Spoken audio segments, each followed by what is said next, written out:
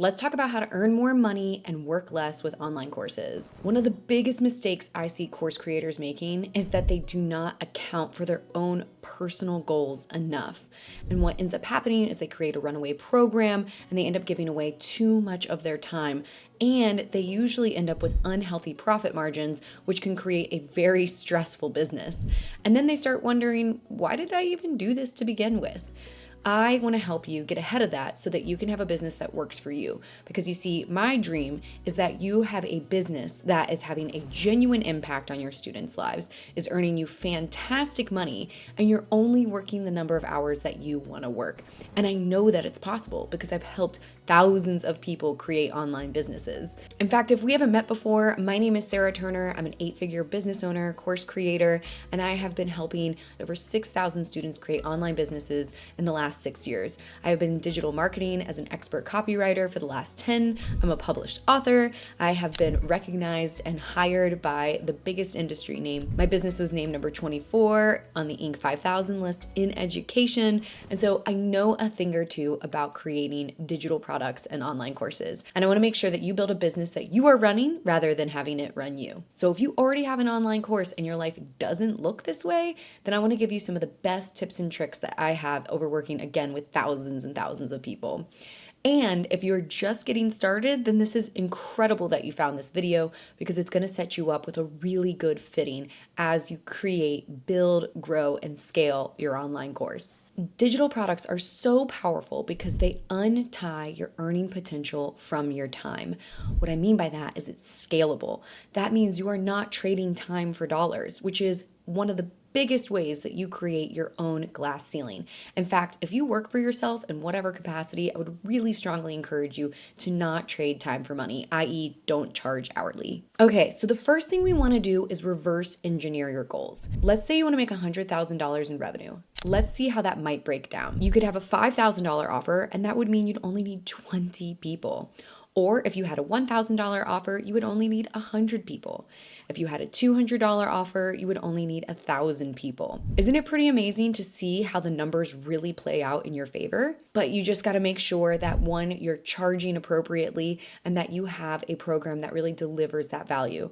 In my experience, because I work with a lot of heart-centered women, most of my students tend to undercharge for what their program is actually worth. And we're going to talk a little bit more about that in a second. Now, let's say you wanted to have a goal of earning $1 million in revenue. Here's how that might look. If you had a $10,000 offer, you would only need 100 people. If you had a $2K offer, you would only need 500 people. If you had a $1K offer, you would only need 1,000 people. In fact, this is how I made my first $1 million in my very first year as a course creator. I had a $2,000 course and I sold it to 500 people. When you break that down by month, you can see how that's really attainable. That's about 42 students a month. Okay, so let's have some initial goals. This is a good framework for getting started. But now I want you to dig a little deeper and I want you to actually outline what are your current expenses. If you currently have an offer, this is going to be a lot easier for you to figure out because you know what your current expenses are, hopefully. But I also want you to include your current expenses, your expenses as an individual or as a family. Make sure you have a really clear understanding of this. And if you are new to course creation, that's okay. Try to make your best guess. The great thing about being a course creator is there is very little overhead. It's another reason I believe in this as a path to financial freedom and success so much for so many different people. Typically, you only have some software tools, things that will help you automate. And in fact, this brings me to a really important point. You want to automate as much as possible and you want to invest in tools that makes your work easier. Oftentimes when people are first getting started, they still have that employee mindset, meaning they think of business expenses as something that's coming out of their pocket. When in reality, you are a business owner and it is a business expense, and business expenses are necessary to have a thriving, functioning, and a well-running business. So really push back on that, because if you don't push back on this, you will be your own bottleneck. Next, I would like you to think about how much you would like to earn per year, divide it by 12 and find out how much you need to earn per month, and then divide it by 4 to figure out how much you need to earn per week. Next, I want you to be sure that you account for how much you want to set aside for some splurges, maybe some things you'd like to invest in, maybe you want to buy a new car finally, things like that, because this is obviously one of the best things about being an entrepreneur and having financial freedom is that you get to actually make those purchases that you've been excited to make. So if you have never done this practice before, you might be surprised, but I have found it is so much more helpful for you to get really clear on what you want and then to build a business that matches that, rather than just kind of throwing spaghetti at the wall and hoping you'll figure it out as you go. Also, this will prevent you from pricing something really, really low that just doesn't fit into your goals, which is really not what you want to do here. Again, I work with so many heart-centered entrepreneurs. I have often had conversations with them where they are about to charge $7 for something that is worth way more. And as soon as I get them to see what kind of volume they would need to make that happen, they realize that it's just not a sustainable option. And nobody benefits if you can't create more and do the thing that really lights you up and that you're the most helpful with. So you're not doing anybody any favors by making it such that you cannot afford to pay your bills. So let's get really clear on how much you want to make and maybe even reach just beyond that. Now, my favorite tip is to actually pick a price of your program and then build your program to meet that. If you already have an offer, then that is going to be something that you're going to want to think about too. What is it actually worth? And are you actually charging what it's worth? Or are you undermining yourself? I see this so often. Other really quick, simple tips that might be obvious or not so obvious is one of the best ways to keep track of all of this, all your finances, is to just have 2 separate accounts. I really like to keep things simple. So I really just recommend having a business bank account and a business credit card and a personal checking account, probably a savings account as well, and credit card, and just keeping it as separate as possible. This is how I operate. I actually pay myself from my business, and you can do the same thing. It makes accounting so much easier at the end of every year. And I just want to say it's a really good business practice to have healthy business savings. So make sure that you are setting yourself up for that. In fact, I like to make sure that I have a year's worth of savings set aside for my business. One thing I just want to leave with you that I feel like I've done really well in my business is I've taken a lot of my business profits and reinvested it back into my business to make everything that I'm creating better. And I want to encourage you to do the same thing. I have sat at masterminds with many course creators and online business owners, and I've had inside looks into some of the most famous online business owners, people that you definitely have heard of. And I am shocked at how poorly so many online businesses are run.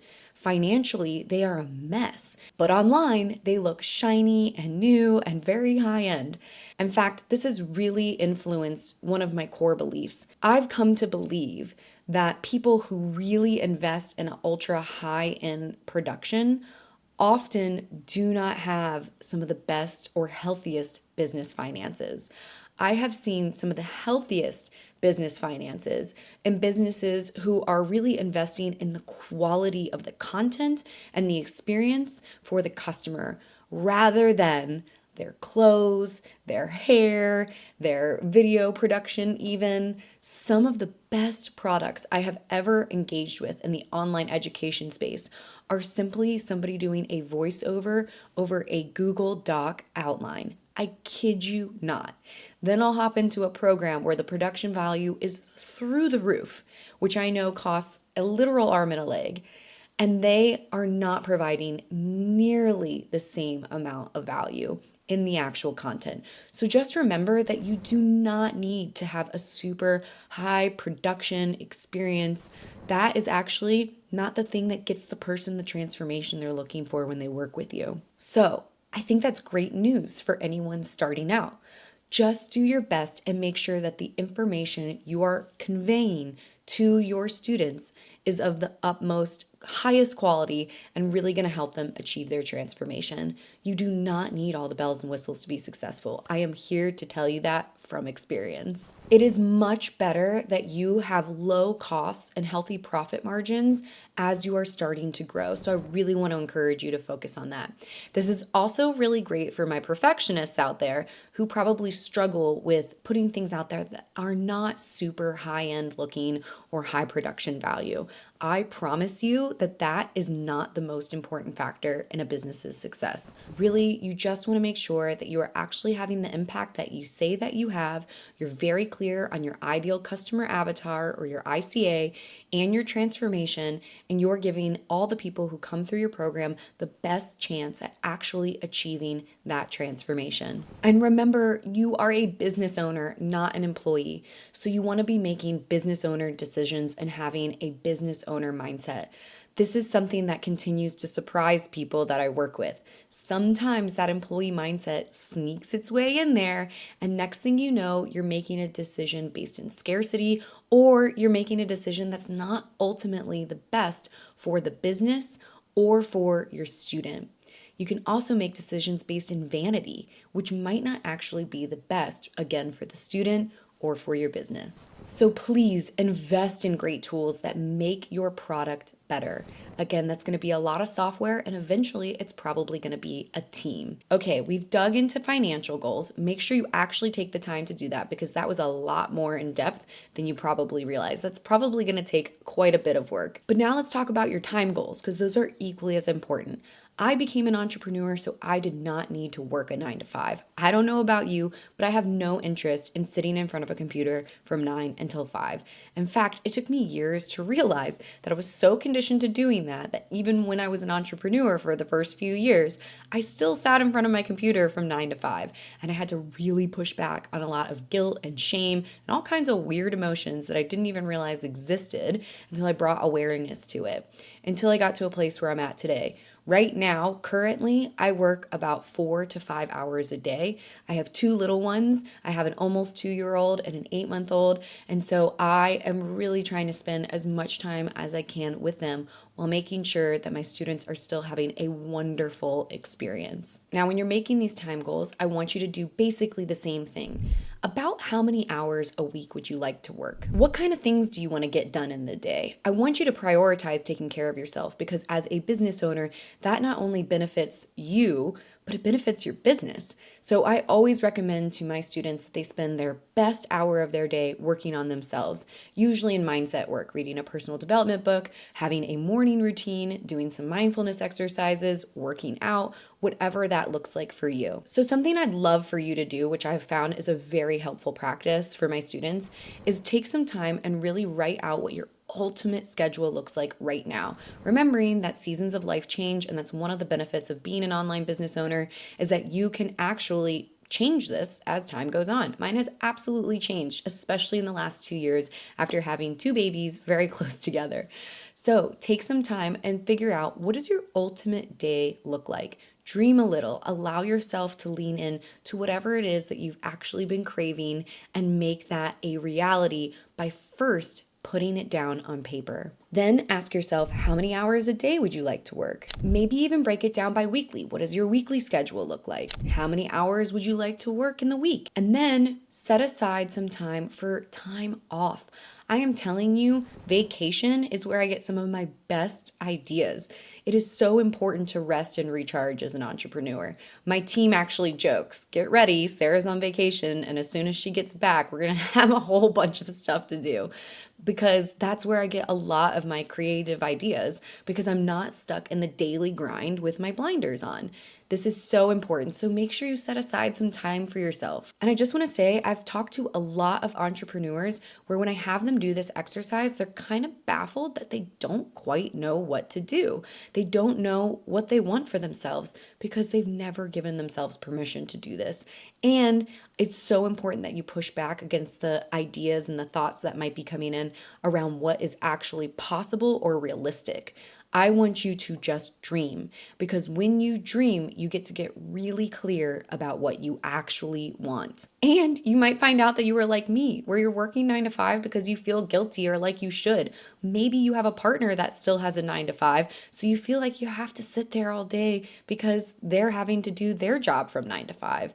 I've had so many students have that experience as well. The other thing that I've had people realize is that oftentimes people think working more will help them earn more money, but if if you are creating digital products, that is simply not true.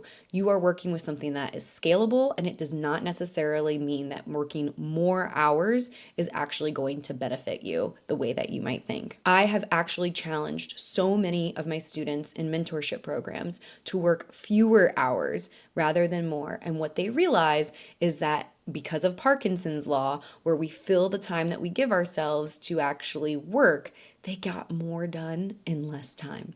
So think about that as well. All right, the next thing we got to talk about is charging what your offer is worth. After you structure and think about and brainstorm your business goals, your financial goals, your personal goals, your time goals, we got to talk about what your offer is actually worth. Because I need you to remember that you are not charging what you're worth. I have heard so many people confuse the two, and it makes sense. It's an old school idea and concept that we are what we do for work. It's literally one of the first questions people often ask when they're meeting somebody for the first time. What do you do? It's one of the things we ask children. What do you want to be when you grow up? But what if the way you make money is just simply the way you make money? It does not have to be who you are. And so what happens is people often get their self-worth mixed up with what they're charging. And so they charge less, especially if their self-worth is not where it could be. And this is something that most people experience to some degree. So I want to make sure that you are working on things that increase and help you with your own sense of self-worth.